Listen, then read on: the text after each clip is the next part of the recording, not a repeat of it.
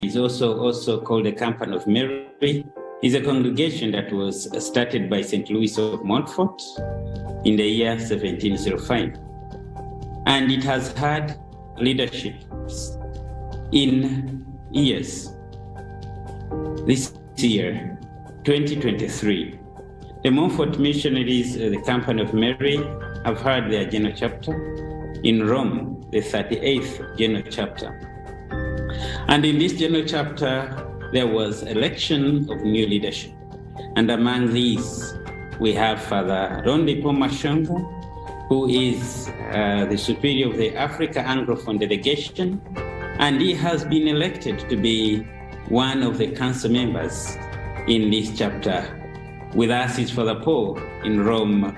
Welcome on Luntha TV, Father Paul. Thank you very much. Yes, let people know who Father Paul is. Thank you.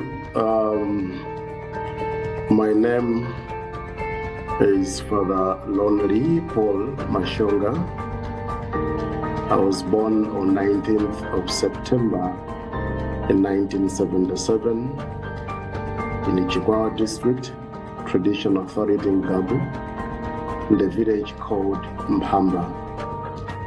And I was born in a family where there were 8 siblings, but 4 of them died while young, and 4 of us, 2 boys and 2 girls, grew up to an advanced stage.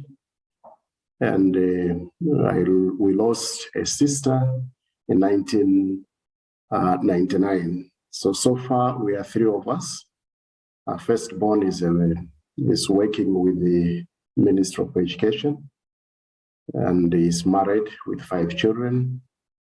And then the other she's a religious sister with the Rosarian congregation in Malawi. She stays in the north. So I'm the last born from this family. So I lost my father so many years ago. That was 1987, when I was just 10 years old. Then I was taken charge by my mother, who after she died in 1992. So I grew up for a few years with my grandmother. Later on, my uncle, who is still alive today, by the name Mark Osman Mashonga, he's the one who took charge of me to the present time. Yes. Okay, Father Paul Mashonga, thank you for that. Tell us about your education. I started my primary school in 1984 at Magande Primary School, traditional authority in Gabu. Then I did, that is standard 1 up to standard 3 there. Later on, I went to Msalabani Primary School in Mashonga. We take the junction Malosa, then we go somewhere there in Mashonga. Then I did my standard 4 and 5. Then I came back to Makande Primary School, where I did my standard 6 up to standard 7. Then after, I went to Kanjedza Primary School in Luntha, Limbi there. So where I did my standard 8, then I got selected to Zingwangwa Secondary School in Luntha. And then I finished my studies in 1997. And then thereafter, I stayed for 2 years before I started applying to become a Montfortian. So that's my background as regards primary school and secondary school. Tell us about your vocation and training and why you chose the Montfort missionaries. To be honest with you, Father David, since my primary school, even secondary school, I never thought, even never dreamed that I would become a priest or religious. Even though way back when I was in the primary school, a number of my friends, even my own sister, the one whom I just told you that she's a religious, they encouraged me at least to be involved in these kind of church activities. And even by then, we had Father Patrick, a Katigan, our parish, St. Patrick's in Gabo. He once asked me if I can join the minor seminary. I refused. They also asked me to be an altar boy, like mass saver. I also refused. And from then, I started staying away from priests and even anything to do with seminary. I started more or less like hating, running away from it. Then that's how the feeling went on. The whole primary school went like that. Even when I started secondary school, when I was at Zingwangwa, there was a very vibrant, this young Catholic students group, of which I joined, but I wasn't all that into it. I preferred to join the Wildlife Club. That's where I really committed myself. And often there were friends who were always asking me, are you not a Catholic? Why can't you join this group for the Catholics? And one day I went in their meeting, and there was that clause which a bit frightened me to say, if you are absent for more than like for 4 times consecutive meetings, you may not become a member, a full member. Then I said, this is enough for me to stay out of this group. So I continued more the group of the Wildlife till Form 4 when I finished. But when I was in Form 4, there was a certain member of this young Catholic student was a friend of mine. He was so much interested, so much so that we used to receive vocation promoters of different congregations coming to our school, and they were trying to promote their groups. So there was a time when they came, the first term, that was it. Then he asked me to go and join, to attend that meeting. They had mass, then there was kind of talks that followed. I didn't go. So he brought the brochures of 2 congregations, the White Fathers, Missionaries of Africa, and the Montfort Missionaries. He gave me to say, maybe you may be interested. I just received those brochures and I kept them. Then they also came the 3rd term. So this meeting I went, I attended. And there they were also distributing the brochures, but I didn't take. So I finished secondary school without having anything to do with like applying to be a religious or what. But when I finished secondary school, this friend of mine, the secondary school, we met when I was at Bangwe. I was staying there. We met, then he asked me, I gave you some leaflets about 2 congregations. Did you apply? And I said, I didn't. And I told him, in fact, I lost them. So he said he's going to give me new ones. So he went and brought the new brochures. Mm. So when he brought those ones, he stayed there saying, you have to apply in my presence and I will post it for you. So he applied, and then it landed into the hands of Father late Callisto Alua.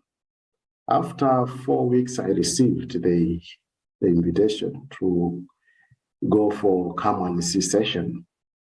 Which year was that? That was in 1999. So as I said, when I finished my secondary school, I was planning to enroll myself with Malawi College of Accountancy to do something about finance management.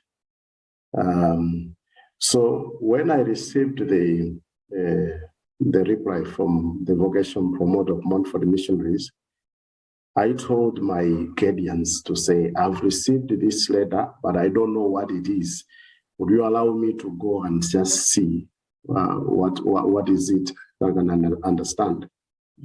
So I went for that come and see session for 1 week. After that, then I went back home. Then they sent me another invitation for second come and see session. That was in December 1999.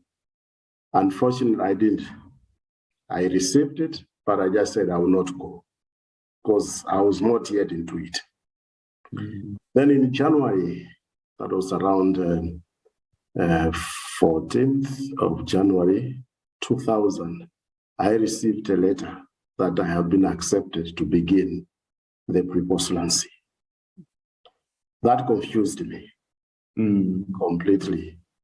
I took the letter to my uncle, showed him. He didn't even understand it.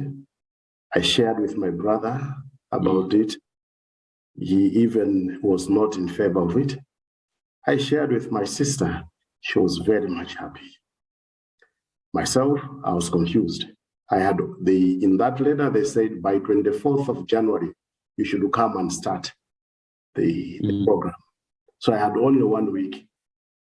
He asked me to go and meet my parish priest to give me a recommendation letter, a person I never had kind of close contact with. I said, where am I going to start from? Then I don't know where I took the courage. I went, I met him. That time I was at Muloza, Mulanje, somewhere there. That's where I was staying with my uncle. So I went to Muloza Parish, met my parish priest. He gave me the letter. Then when I went back to my uncle's place, I said, they have invited me, but I don't know what it is. This time it will be for some months. So I packed my everything. That's how I began my journey. With the sister whom you shared with that encouraged you, is it the nun? Yes. So she's older than you? Yes. Okay. When you got this and you went for come and see, then what? I went for come and see, as I just shared with you, that the second one I wrote a letter that I'm not okay, but it's not that I was sick, but it's like I didn't want to go because there was nothing that I was feeling in me that I felt like being attracted to this kind of life. So, but when now in January, like, I attended one come and see session, then the one in December I didn't go. To my mind, I said, I'm out of this. I will no longer be considered. But now when I received the letter to go and begin the program, that's when I got confused. What is it? So I prepared myself and went and began my pre-postulancy. And when I was in my pre-postulancy, I had already made several applications to join the college, as I said. And since I was also working with the Wildlife Club, the Wildlife Society, they recognized whatever I was doing when I was at secondary school, and they wanted to post me to be like an environment officer for Zomba and Chirazulu, somewhere Zomba, Chirazulu, and Mashonga there. But all these opportunities, like responses, were coming when I was in the pre-postulancy. So go ahead for the poll.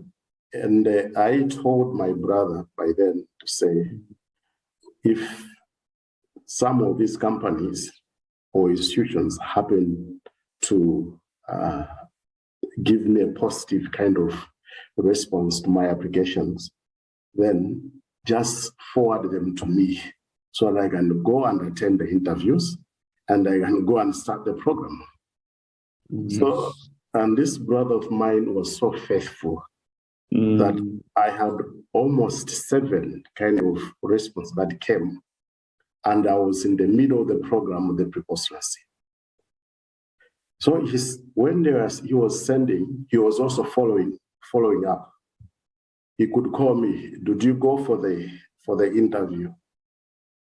For 4 times, I told him no.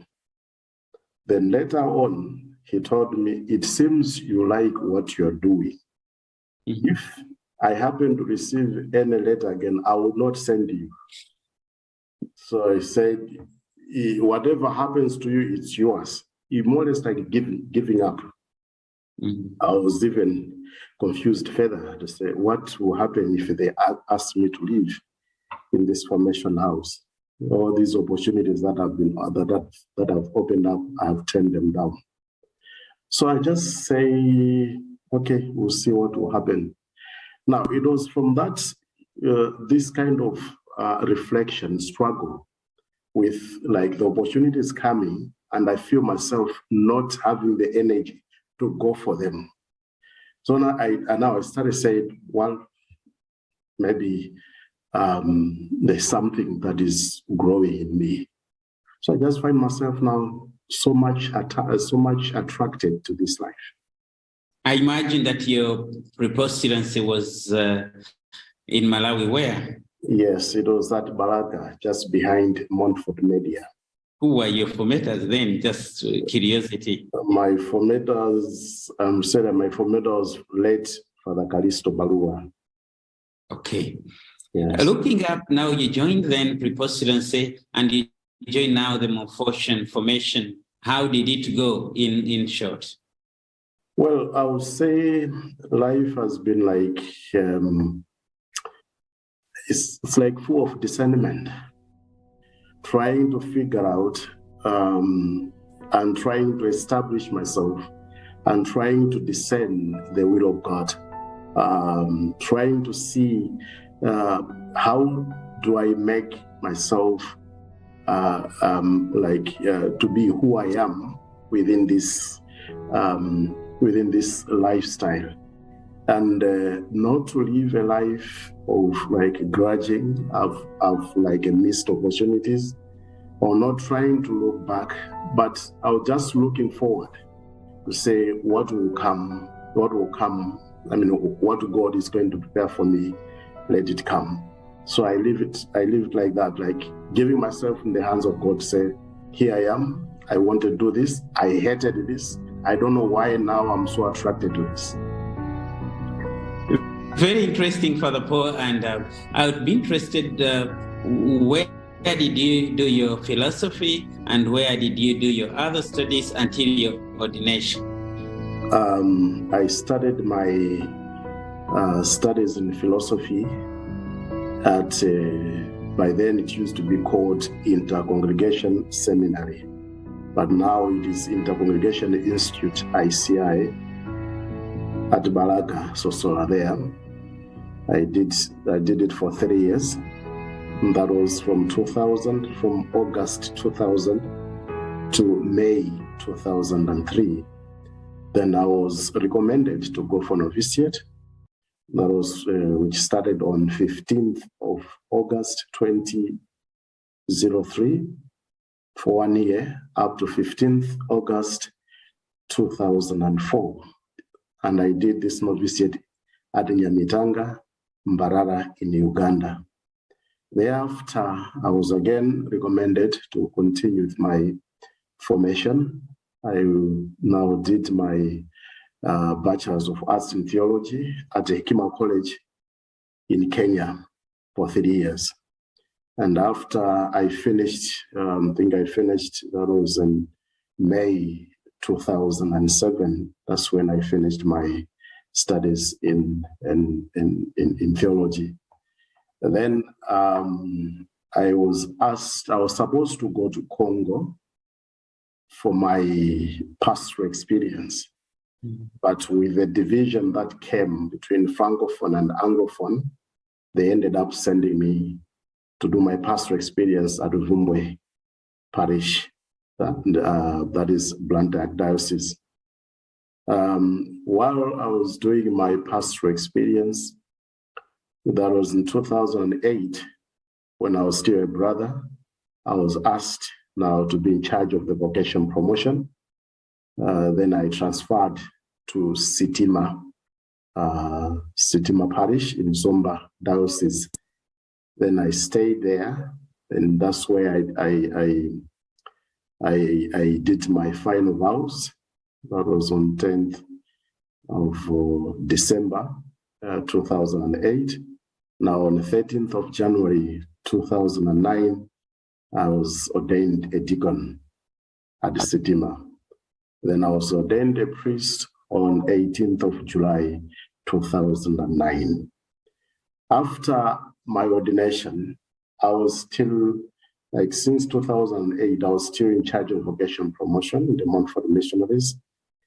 Then I continued that responsibility as also a pre-postulant kind of master or formator. Now in 2011, in October, I was transferred to go to Namiasi Mangochi Diocese, where I continued the program of vocation promotion and also in charge of pre-postulancy. I stayed there until July 2013, when I was even asked now to go to postulancy at our philosophy, postulancy community at Baraga. So I stayed there for just 1 year, because in March 2015, it was 1 year and some months. In March 2015, I was asked to go to Philippines to help in the novitiate. So when I went to Philippines, I was in the novitiate community. Then I started studying Masters in Consecrated Life at the Institute for Consecrated Life of Asia. So I was there for 1 year. Then in the course of the studies, the congregation asked me to come back. That was somewhere, it was in April 2016. Then I came to Nairobi to be the formator of the scholastics. So I was in the formation for 3 years. But I continued my studies at Tangaza University College, where I finished with, that is Masters in Spirituality and Religious Formation. So in 2018, in December, I was elected as to lead the delegation. So in 2019, July, I left Kenya for Malawi. So when I came to Malawi, we had also kind of after 3 years, 2021, I was re-elected for another term, a second term, up to this time when we are talking to you now. Thank you so much. A very interesting history, and I'm say, oh, I've known Father Paul. I didn't know this history, all this. Thank you for sharing with us your history. I know now in Rome, with the general chapter, I would love to hear how did the general chapter go, and how did you receive the fact that you are entrusted with the role of being one of the counselors shepherding the Montfort missionaries all over the world? First, I will say that the chapter has gone on well. It is my first time to attend a general chapter. The first week was heavy with staff, reflections, discussions. The second week became a bit lighter, but again, the program was really heavy. So generally, I would say it was a challenging moment or experience, looking at what we had to discern upon, what we had to discuss, and looking at that whatever we are going to discuss will be part and parcel of the life of our congregation. So each and every capitulant or member was really asked to enter into a very reflective mode and to be in touch with God throughout the process. So it has been a prayerful experience also, all these 21 days of the chapter, until when now we started going into elections. And if you look at the title or the theme of this chapter, it's very challenging. And how does it go? It says, dare to take risks for God and humanity, our creative fidelity. Dare to take risks. So as a missionary, as a religious,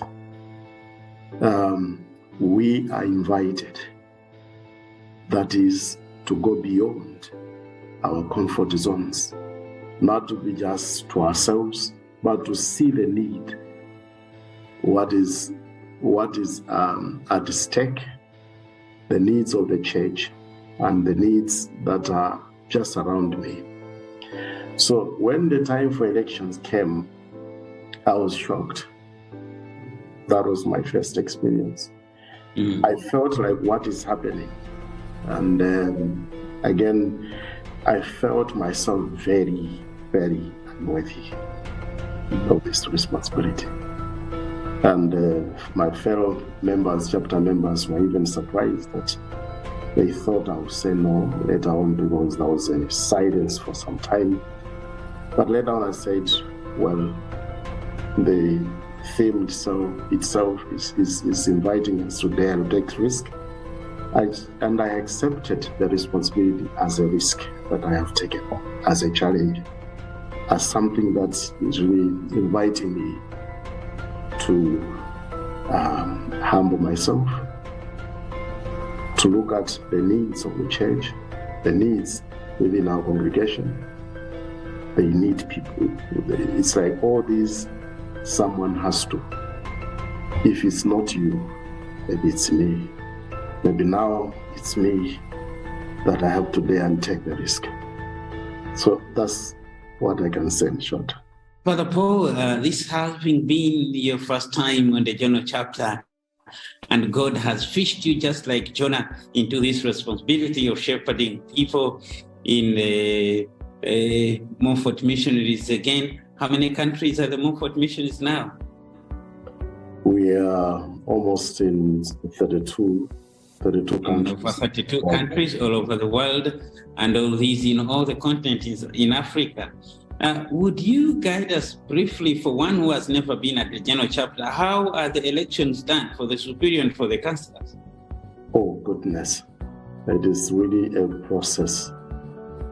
It is a process to the extent that we were 53 capitulants or chapter members, and out of 53, if one is to be elected as a, let's say, maybe I'll just speak as a councillor, you have to get 2/3 of the votes of the votes.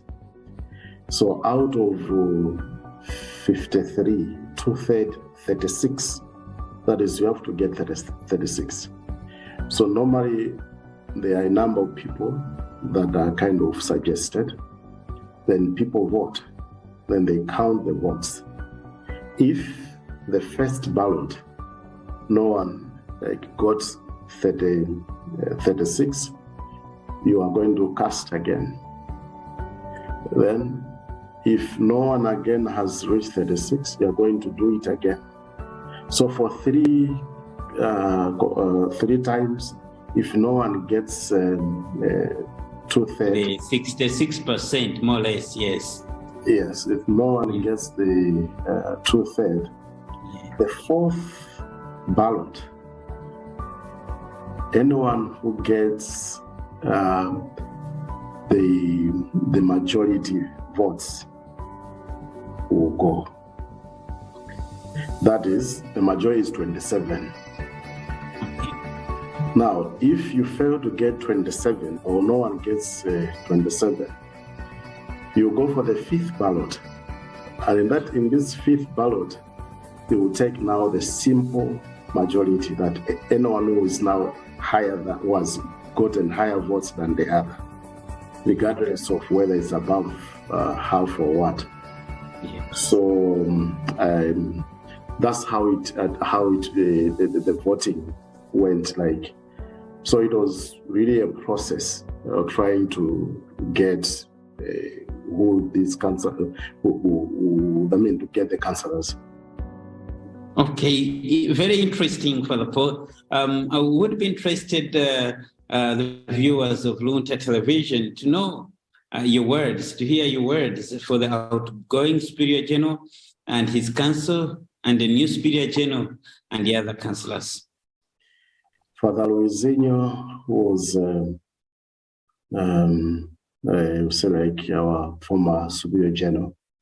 I've worked with him, and I would say he's a good man, and he has served the congregation with all his heart and commitment. He's a man who really wanted to uplift our life as Montfortians, and at the same time to make sure that wherever we are doing something for God. We are really serving God, and our mission is growing, or we are reaching out to a number of people. So I would say I will miss his services, will miss his love, his commitment, and will miss his wisdom. He's a wise man. Yes, and the one who has come, Father Dwi, I also came to know him when I was at ICI as a formator.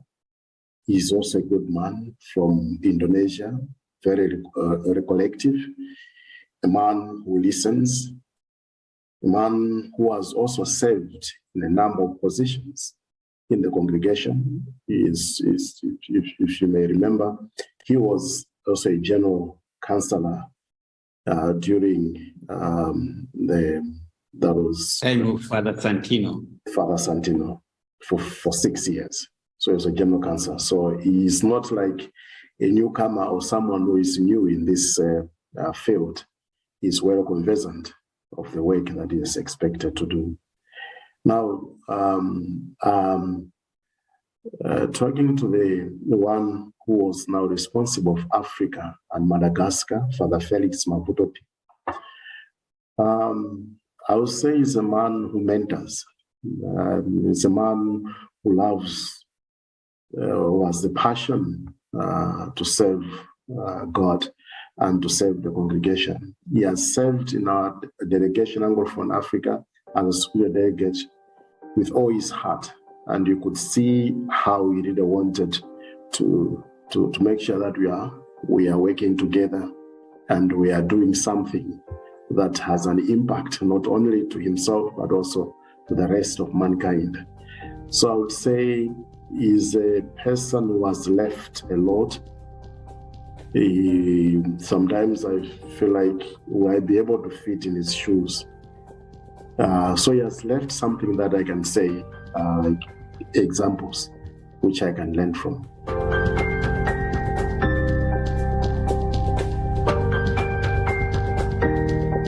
Okay, I thank you for the poll.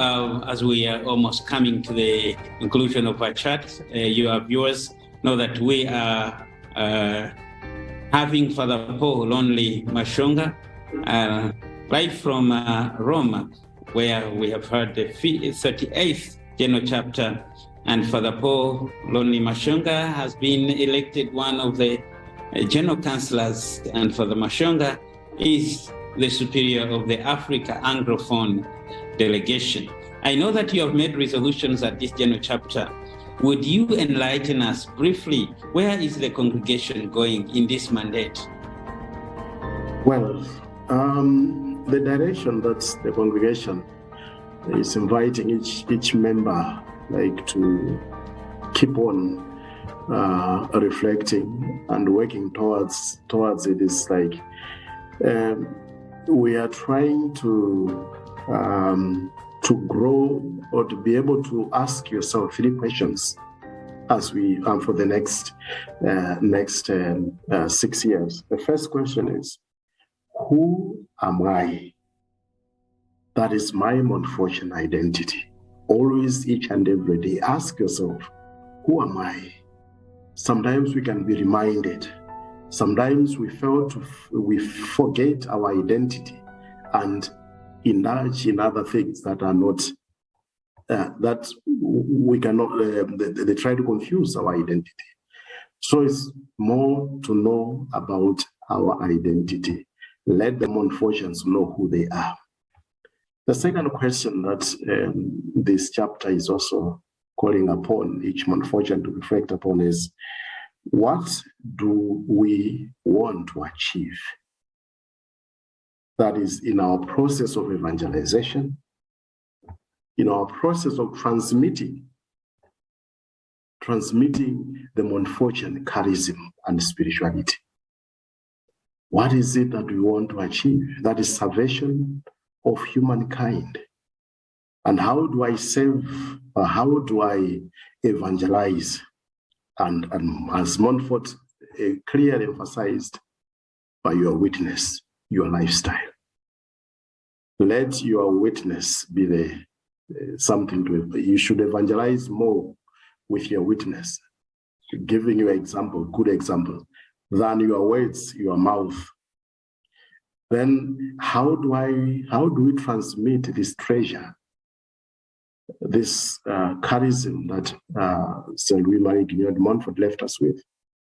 So we need to look at how do we reach out to a number of people.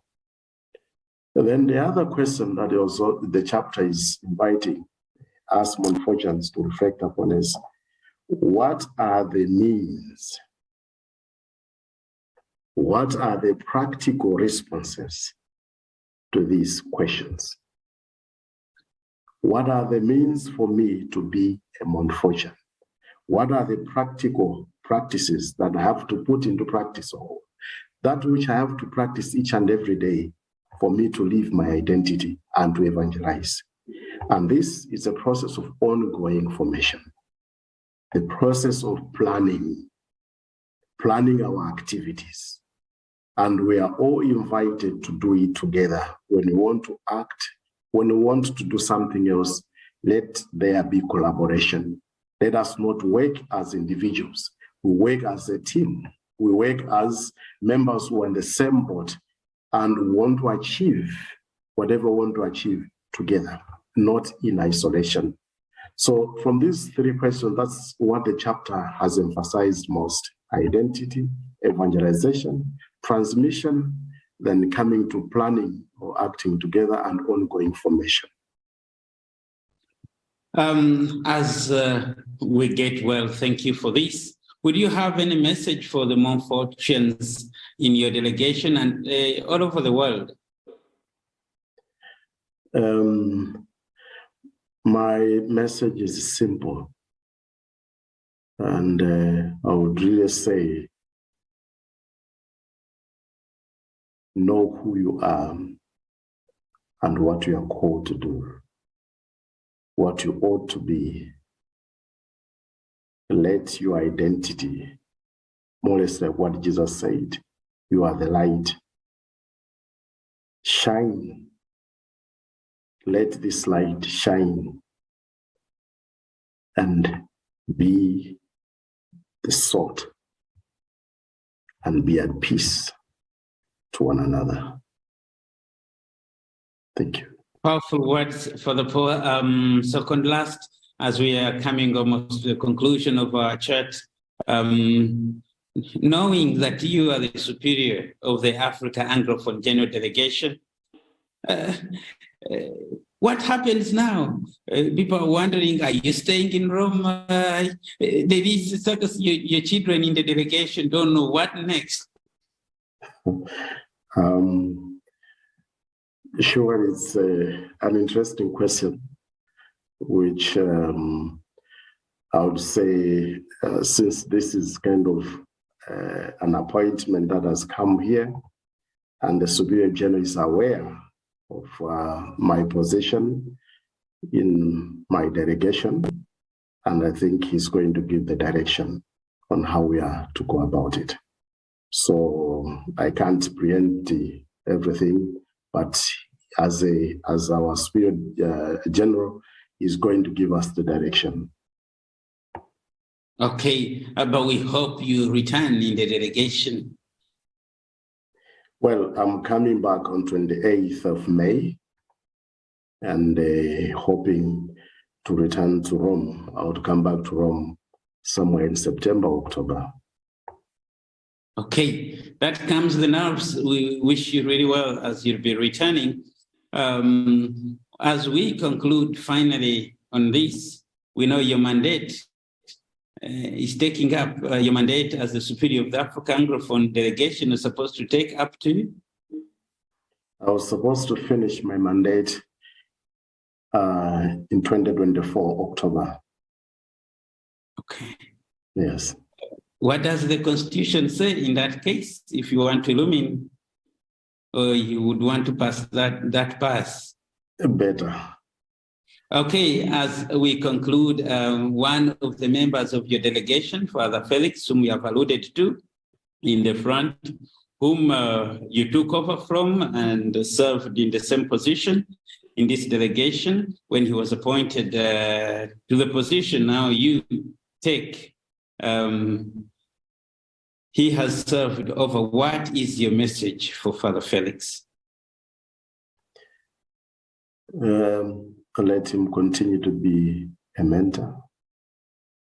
Let him continue to have this good heart that he has been displaying for these years, that the love that he has for the congregation, for the delegation, and his commitment to whatever responsibility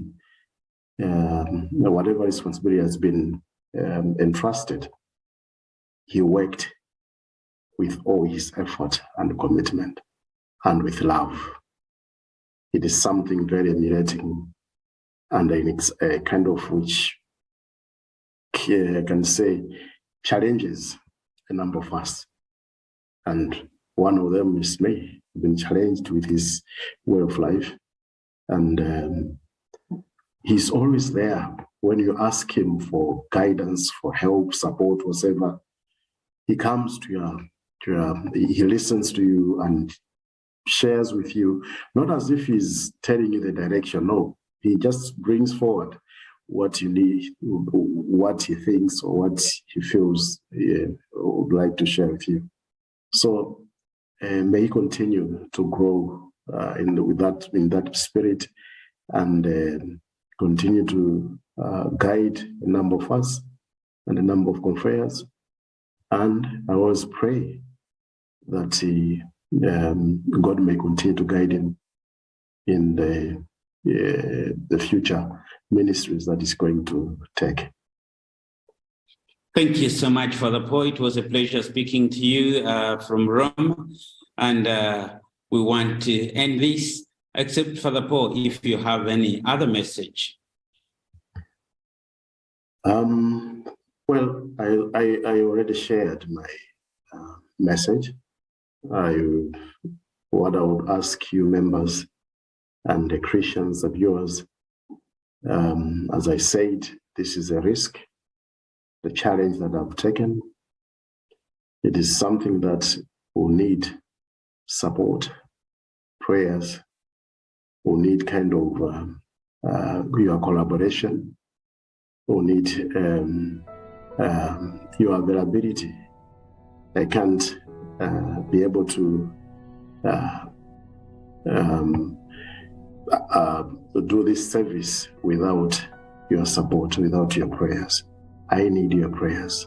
Pray for me. And let's be in touch and let's see whatever guidance, whatever words of wisdom you can share with me. I'm available. I'm just a humble man, very unwell.